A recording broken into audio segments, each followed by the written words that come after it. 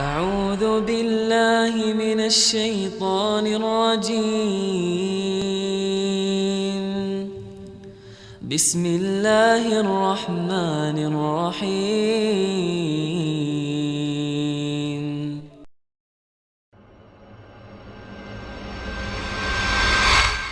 Ahibati fillah, 50.000 tahun yang lalu, sebelum penciptaan langit dan bumi ini ada, Allah sudah mencatat takdir kita. Maka nggak perlu kita takut dengan masa depan. Kita perlu menyerahkan semuanya sama Allah. Sikap kita bagaimana ketika hal-hal itu terjadi? Rasulullah sallallahu alaihi wasallam dalam hadis Abdullah bin Mas'ud radhiyallahu anhu, beliau pernah membuat segi 4 di tanah. Beliau bikin ya kotak segi 4. Kemudian kata Ibnu Mas'ud, wa khatta khattan fil wasat kharijan minhu. Dari tengah kotak itu Nabi membuat garis yang keluar. Kemudian wa khatta khutatan sigharan ila hadzal ladzi fil wasat min janibihi alladzi fil wasat. Kemudian di garis yang di tengah itu Nabi SAW bikin garis-garis kecil menyamping. Dibikin garis-garis kecil. Terus apa kata Nabi SAW? Faqala hadzal insan. Ini manusia yang dikelilingi oleh kotak itu. Manusia itu dikelilingi kotak. Adapun garis yang keluar dari kotak itu, hadza amaluh. Ini angan-angan dia. Angan-angan kita itu melewatin kotak itu. Yang kotak itu jamaah ajalnya. Kotak itu di mana ada garis keluar dari kotak itu, keluar dari ajalnya angan-angannya. Adapun garis kecil-kecil di garis yang di dalam kotak itu, ini adalah ya a'rad, peristiwa-peristiwa kejadian-kejadian yang akan menimpa dia. Kalau nggak kena ini, kena ini, nggak kena ini, kena ini. Itu manusia. Dan ternyata angan-angan kita selalu melewatin ajal kita. Sebagian orang membangun rumah, kemudian dia telah mempersiapkan beberapa kamar di sana untuk anak-anaknya. Rumah itu belum jadi, dia telah meninggal dunia. Dia nggak pernah nempati rumah itu.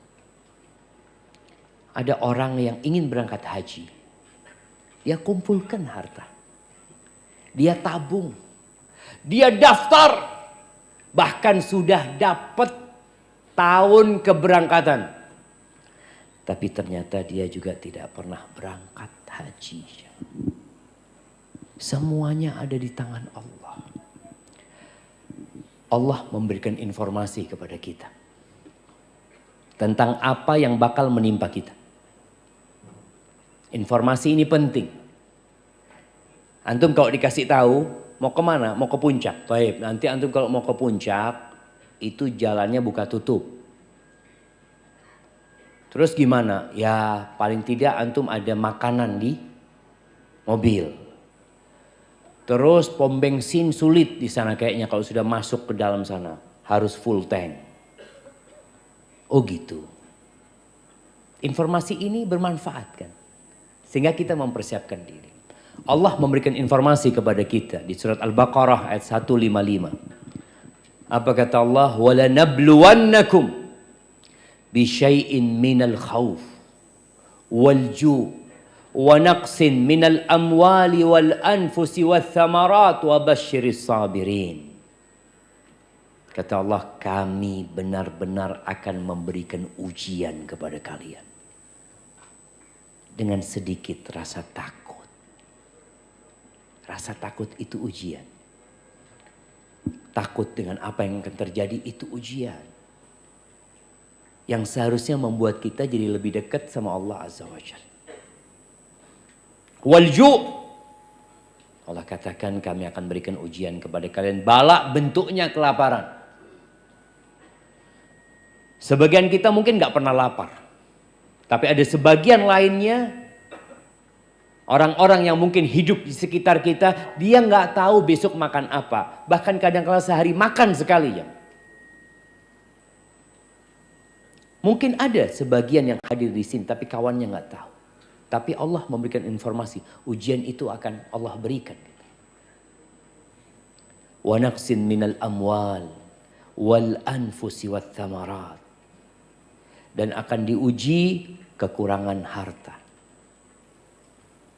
Harta yang dia taruh ternyata dengan COVID-19 habis. Nggak dalam bayangan ada jemaah, bukan jemaah, ada biro-biro travel.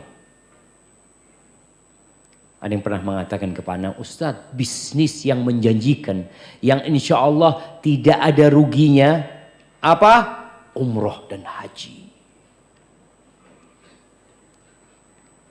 2 tahun gak berangkat umroh, gak berangkat haji. Mati lagi. Ya kita lihat jemaah. Allah katakan. Jadi resiko akan kekurangan harta itu ada kemungkinan. Maka kan kita takut, bener ya nanti gimana? Ya udah serahkan sama Allah. Kekurangan harta wal anfus, kekurangan orang-orang yang dicintai. Iya. Pandemi kemarin ada yang kehilangan ayahnya. Ada yang kehilangan ibundanya. Ada yang kehilangan anaknya.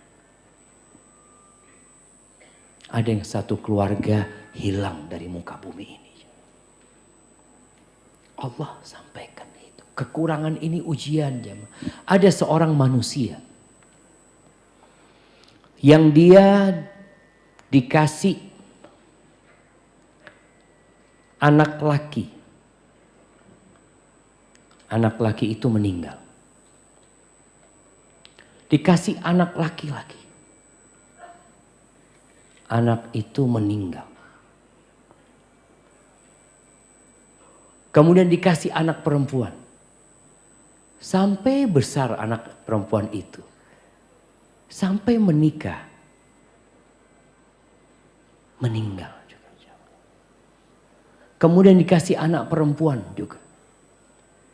Sampai besar sama dengan yang kedua. Meninggal juga. Dikasih anak lagi. Lah perempuan. Meninggal lagi anak perempuannya. Kemudian dikasih anak. Berapa yang meninggal sudah jemaah? 2 laki. 3 perempuan. Kemudian dikasih anak lagi. Perempuan. Kasih anak perempuan. Jadi dikasih 4 anak perempuan. Anak perempuan yang terakhir ini sampai punya cucu. Sampai punya anak. Kemudian dikasih anak laki lagi. Umur setahunan meninggal anak itu. Berapa yang meninggal? 6. Iya 6. Siapa orang itu?